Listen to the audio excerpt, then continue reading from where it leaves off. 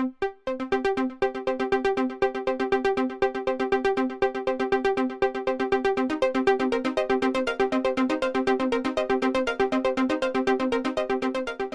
my name is Liz Heileman from HIVandHepatitis.com, and we're here at the Conference on Retroviruses and Opportunistic Infections in Seattle, where we've heard some research today about hepatitis C, and we'll be hearing more presentations a little bit later in the day. So I have with me here some hepatitis C experts. To my left, we have Gregory Dorr from the University of New South Wales in Sydney. And then we have Cindy Zand from the University of Bern in Switzerland, Kenneth Sherman from the University of Cincinnati, David Wiles from the University of California at San Diego, and Susanna Nagy from Duke Clinical Research Institute. And I'd like to start by asking each of you to describe your research briefly, starting maybe with you, Susanna. Sure. So this morning in the hepatitis C session, I reported on behalf of my co-investigators on the ION-4 trial, which assessed the safety and efficacy of letybispir and sofosbuvir, which is a fixed-dose combination tablet, for 12 weeks in patients with HIV. And that's what a lot of our audience might know as Harvoni. It's the brand name. Also known as Harvoni. Yes. So we enrolled a large population of HIV patients, in fact 335 patients. That were predominantly genotype 1 infection. 327 were genotype 1 chronically infected. We had 8 genotype 4 patients. I think we ultimately had very good representation of African American patients at 34% and patients with cirrhosis at 20%. Ultimately, the intention to treat analysis showed an SVR, sustained virologic response of 96% overall, and this was true for genotype 1 patients. All of the genotype 4 patients were cured. We found very high cure rates across multiple groups, including treatment-experienced patients and, in particular, treatment-experienced cirrhotic patients. Excellent, thank you. David? Yes, so in the same session, I presented data from the Ally-2 study, which also looked at sofosbuvir, now in combination with a different NS5A antagonist, the cladosphere. Also done, obviously, in co-infected patients, and we looked at both treatment-naive and treatment-experienced patients. The treatment-naive patients were randomized in a 2-to-1 fashion to either doing 12 weeks of that combination therapy or trying to see if scaling down to 8 weeks of therapy might be successful in a co-infected population. And then the treatment-experienced group had also about 50 subjects and looked at just 12 weeks of that combination therapy. The HIV-positive population that was eligible perhaps was a little more expanded in that they were allowed to be on essentially almost any antiretroviral regimen. The only exclusion specifically for an antiretroviral regimen would be a regimen that combined a mixed CYP inducer and inhibitor, so somebody that was on, say, efavirenz or nevirapine with a boosted PI. But otherwise, pretty broad inclusion criteria for antiretroviral therapy regimens. The kind of top-line results in terms of SVR12 data, we saw 96% SVR12 in treatment-naive patients given 12 weeks of therapy for genotype 1. For treatment-experienced patients, it was 98% with 12 weeks of therapy. For genotype 1, that dropped to 76% when we went down to 8 weeks. And then I failed to mention, but this study also allowed any HCV genotype. In practical terms, it really was the only other genotypes included were 2s and 3s and very few 4s. And if you added those in, the primary efficacy numbers really didn't change substantially with those different treatment durations. Great, thank you. Dr. Sherman? So in addition to being an investigator on both of the trials you just heard about, my group has several pieces of work that are being presented here. 2 of them involving hepatitis C. One of them is a viral dynamic modeling study looking at one of the older treatments, the use of telaprevir with peg interferon and ribavirin in patients with hemophilia. Hemophilics historically have been thought to be somewhat poorer responders to therapy because of having mixed populations of virus. We did a small study looking at intensive sampling with modeling and were able to show that with the newer agents, including telaprevir, we seem to overcome that effect. In addition, we looked at deep sequencing of samples from one of the prior ACTG studies, also using peg interferon and ribavirin, and did show that there appears to be some selection pressure as virus is selected, even with peg interferon and ribavirin, that enhances the proportion of patients that have dominant mutations that would be resistant to protease inhibitors. And we didn't think such selection would occur with peg interferon and ribavirin. Okay, thank you. And Cindy, you talked a bit about some of the consequences of delaying therapy. Yeah, exactly. The project I presented this morning is actually a modeling study where we tried to assess the impact of deferring HCV therapy until advanced liver disease versus treating people sooner, either when they have limited fibrosis or regardless of their liver disease stage, just treating them soon after their HCV diagnosis.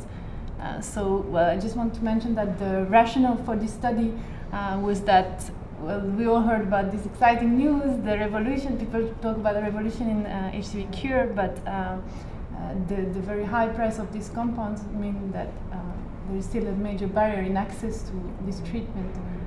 So even in rich countries like in Switzerland and other places in Europe that have universal healthcare system, the government had to impose restriction on the use of this compound and to limit their reimbursement to patients with advanced liver disease. So basically, we modeled the cohort of HCV co-infected people from the time of HCV infection throughout the different stages of hepatitis C disease and care. And we assumed that people were diagnosed by being screened yearly, that all the diagnosed people will be put onto treatment with an efficacy of 90%. And we also made an important assumption on the impact of HCV therapy. So we assumed that HCV treatment would greatly reduce the risk of liver disease progression, but that it would not eliminate it completely because people who live with HIV have many other risk factors for liver disease progression.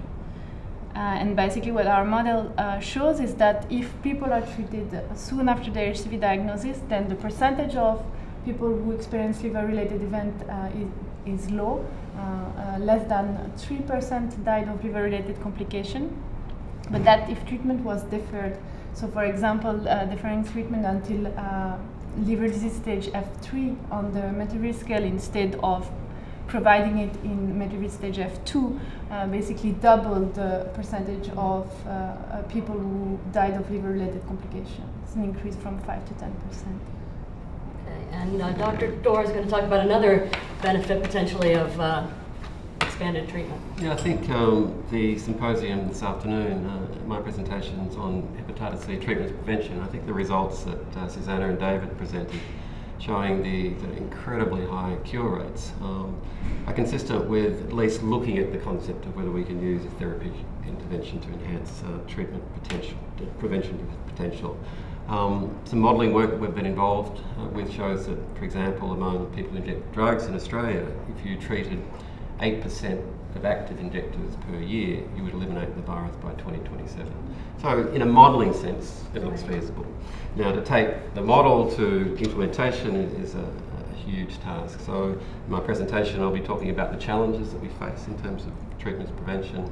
Most countries have a minority of people that are actually diagnosed with hepatitis C. There's very poor infrastructure for delivery of therapy to marginalised groups, in particular people who inject drugs, in terms of getting access to those people that may be transmitting the virus.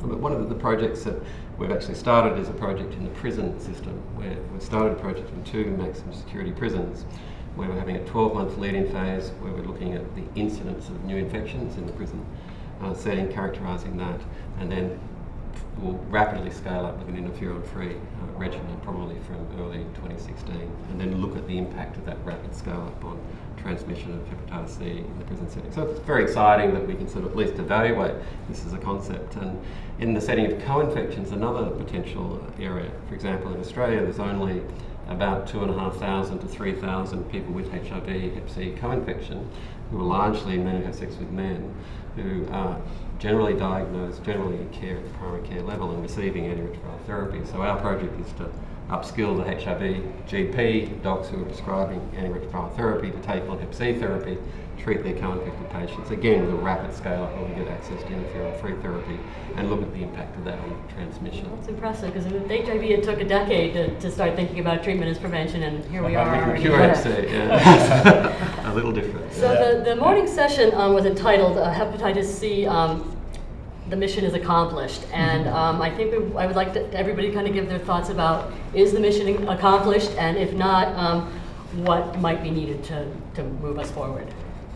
So I guess it depends on what the mission is. But if it's hepatitis C cure, then I think as a whole, it is accomplished. I mean, we have shown now high cure rates, over 90%, not just in HIV positive patients, which is clearly relevant for the CROI meeting, but in patients who have undergone liver transplant, in patients who have suffered decompensation of liver disease, and kind of the most difficult and neediest treatment populations. So in some way, you could argue the answer is yes. But I would argue there's always work to be done, right? So as far as HIV goes, the ION-4 trial is the first phase 3 trial of current FDA-approved regimens, which means we still have a lot to understand regarding the support of safety and efficacy in large numbers and large populations of HIV-infected patients.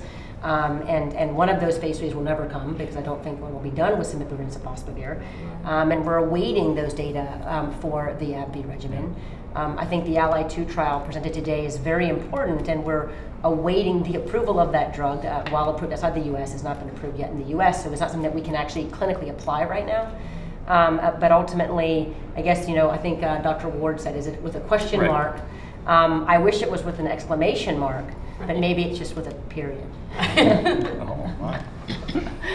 I mean, I think that's right, and I think, as Susanna just alluded to, that John Ward kind of took people to task a little bit for the title session, appropriate so, and the big things that remain to be done, obviously, are the things Greg's working on in Australia and people need to work on all around the world, are getting these tougher to treat populations that are at high risk for both having prevalent HCV infection, but as well as perpetuating the epidemic and incident infection, getting them into care and figuring out optimal ways to deliver care to tough to treat populations.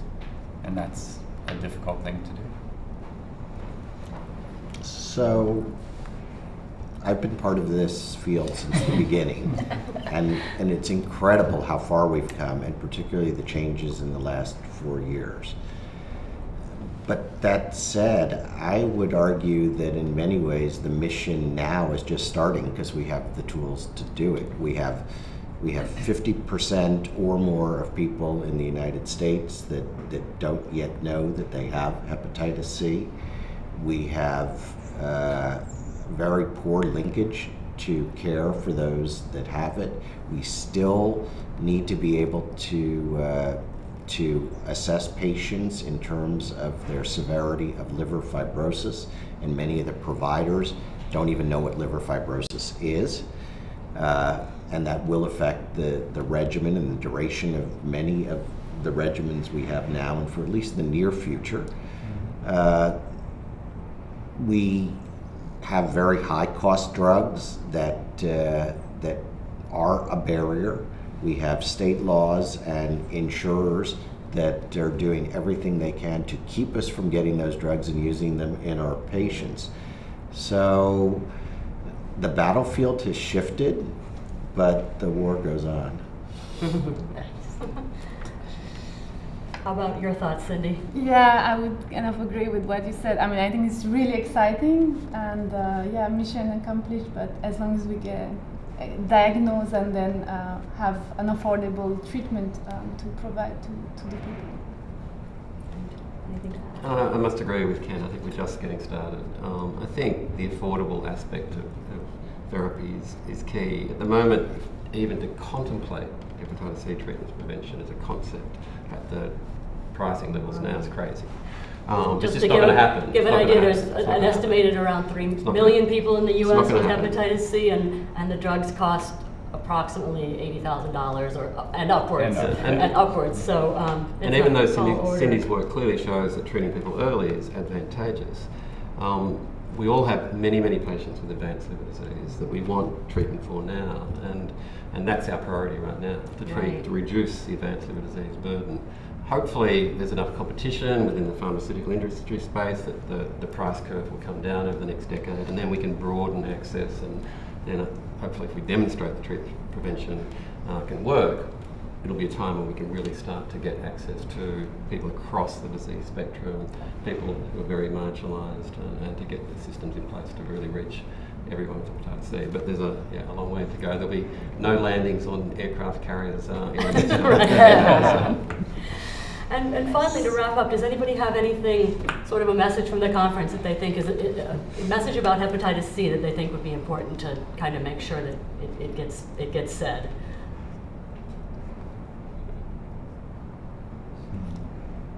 That we need affordable therapy. Yes. I mean, access is Access, right. Whatever that means. Yeah, those cure rates are only so good as the people that have access to the drug. Right. Right, And and that you were talking is the about critical how many focus. people are screened. What's the screening recommendation now is at least everybody who was born between 1945 and 1965, and so far we're not doing very well with that, I guess. But I think there's an amazing potential for empowerment with these new therapies, because at the individual level, I mean, patients feel so much better even on treatment often. And just being a healthcare professional, being able to cure almost everyone you treat is incredible. Of course you want to do it as much as possible. Sort of area of clinical medicine to be involved in. So I just hope that there will be this empowerment that will really drive the sector forward to a point where we can get broadened access. Okay, well, thank you all for joining us. Thank you. And goodbye from Seattle.